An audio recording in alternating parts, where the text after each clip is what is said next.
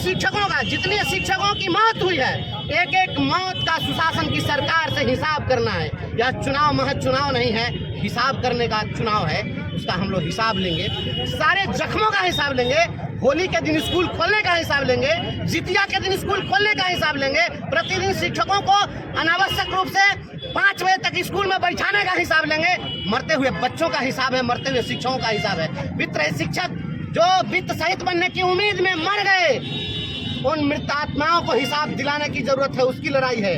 जो यहाँ के नौजवान आज पलायन के लिए मजबूर हैं दूसरे राज्यों में, और दूसरे राज्य के लोगों को यहाँ पर पीएम मटेरियल बनने के लिए दूसरे राज्य के लोगों को बुला करके नौकरी दिला रहे हैं। यहाँ पर डोमिसाइल नीति लागू कराने की लड़ाई है, इसकी लड़ाई लड़नी है। यहाँ के जितने भी स्नातक बेरोजगार हैं, सभी के लिए स्नातक रोजगार गारंटी योजना सुनिश्चित करानी है इस देश के अंदर में। और कुशल मजदूरों को भी आपने उसके लिए रोजगार गारंटी योजना लागू की है। और यहाँ के जिनको आपने प्रतिष्ठा की डिग्री दी, वह इतना प्रतिष्ठाहीन हो गया, वह इतना विवश हो गया कि हाथ में तमंचा लेकर अपराध करने को मजबूर हो गया। उन लोगों को न्याय दिलाने की लड़ाई है, इसलिए सभी लोग इस लड़ाई में साथ दे रहे हैं, सभी लोग साथ देंगे।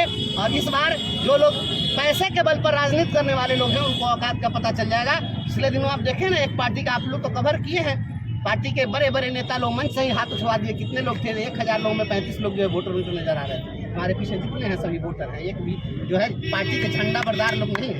यह लड़ाई तमाम ऐसे संघर्ष पसंद लोग जो लोग चाहते हैं कि ये स्ट्रगल हो, नेतागिरी नहीं। यहाँ अब तक 20 वर्षों से जो पूर्व में यहाँ पर माननीय रहे हैं, सदन में कभी तिरहुत के लिए मुंह नहीं खोले। उनका आभा मंडल बहुत बड़ा था, क्योंकि सत्ता की चरण वंदना करना और परिक्रमा करके और अपने आभा मंडल उन्होंने विस्तार किया, लेकिन तिरहुत के लिए कभी आवाज नहीं उठाई। विश्वास दिलाता हूँ आप लोग भी साथ दीजिए, तमाम पत्रकार बंधु भी साथ दीजिए। आपके भी पेंशन की लड़ाई लड़ेंगे, अधिवक्ताओं के पेंशन की लड़ाई लड़ेंगे। झारखंड में अधिवक्ताओं को पेंशन मिला है। वित्त रहित शिक्षकों को अनुदान के बदले वेतनमान दिलाएंगे और शिक्षकों का खोया हुआ सम्मान लौटाएंगे। इस राज्य के अंदर डोमिसाइल नीति लागू कराएंगे और इस देश के अंदर में स्नातक रोजगार गारंटी योजना लागू कराएंगे। शिक्षा, शिक्षित, शिक्षार्थी, शैक्षणिक संस्थान, प्राइवेट स्कूल के शिक्षकों का जो शोषण हो रहा है, उनको भी न्याय दिलाना है। ये लड़ाई समाज की पार्टियां हैं, धन बल होगा, सब कुछ होगा, कैसे सिस्टम है। आज तक हमने सिस्टम को ही तोड़ा। आज तक हमारी जो लड़ाई लड़ी है, जब शिक्षा मित्र के रूप में लोग बहाल हुए थे 1500 रुपया पर, उस समय किसी ने सपना देखा था कि 60 साल उनकी नौकरी होगी, 50,000 उनको वेतन मिलेगा? यह लड़ाई हमने सीना ठोक कर यह लड़ाई हमने लड़ी। इसके लिए हमारी गिरफ्तारी हुई है, सिर फटा है, पैर टूटा है, जेल गए हैं, गिरफ्तारी हुई है, जानलेवा हमला भी करवाया गया। हम कहीं पीछे नहीं हटे। हम ओस के कतरे हैं कि बिखरे हुए मोती धोखा नजर आए तो हमें रेल के देखो, कानों में बड़ी देर तक गूंज रहेगी, खामोश चट्टानों से जरा बोल। आप शिक्षक थे, आप लड़ाई लड़ रहे थे, आपको बर्खास्त कर दिया गया। आप कितना देख रहे हैं अपने आप को यहाँ पे मजबूती? नौकरी मैं कर रहा था, बच्चों को मैं पढ़ा रहा था। आज हमें अफसोस है कि हमारे बच्चे, आज मैं जो पढ़ा रहा था हमारे स्कूल में पढ़ाई बाधित हो रही है। हमारे नहीं रहने की बहुत परेशानी हो रही है। हम फाकीबाज नेता नहीं थे, हम पढ़ाने वाले लोग थे। हमको डिसमिस कर दिया गया। क्यों डिसमिसल? केवल बंशीधर ब्रजवासी का डिसमिसल नहीं था मेरे भाई, ये जो डिसमिसल था संविधान के गला को घोंटने के, संविधान की हत्या की गई। आपने अभिव्यक्ति की आजादी पर रोक लगा दी थी, हम तो यही नहीं कर रहे थे, केवल आवाज उठा रहे थे। शिक्षक मर रहे थे, आज भी शिक्षक मर रहे हैं। इस देश के इतिहास में किसी हुकूमत में अगर 10 महीने के कार्यकाल में किसी विभाग में 150 से ज्यादा लोग मरे होते तो इतिहास में काला अध्याय के रूप में आज हम पढ़ा रहे होते।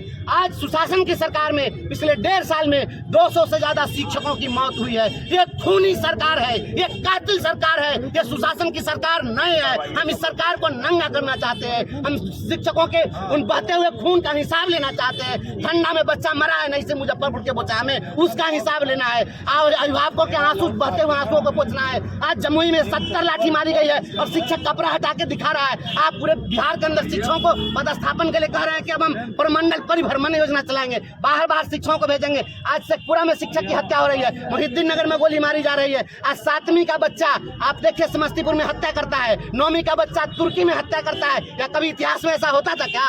बिहार के लोग तय करें, ये सफेद पोषों को जिताना चाहते हैं या मेरे जैसे एक साधारण से कार्यकर्ता को, संघर्ष करने वाले नौजवान को जिताना चाहते हैं। पिछले दिन नीरज कुमार मुजफ्फरपुर आए हुए थे, एमएलसी एजेंट थे, वो कह रहे थे कि शिक्षकों को हमने पैदा किया है और उनको लिए जो हमारी सरकार सोच रही है। शिक्षकों को पैदा करने की औकात इन राजनेताओं के पास नहीं है।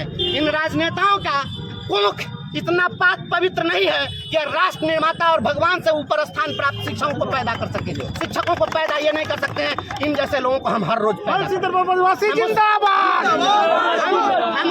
हम उस फैक्ट्री के मालिक हैं जिस फैक्ट्री में चपरासी से लेकर राष्ट्रपति तक पैदा होता है। हमको पैदा कर देंगे ये नेता?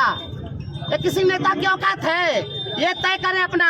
शिक्षकों ने जो कुछ भी लिया है लड़कर लिया है। इन्होंने तो जो पैदा किया था, नियोजनवाद का कलंक पैदा किया था, उस कलंक को हमने खून पसीना से धोया। ये पैदा नियोजनवाद की नीति किसने लाई थी?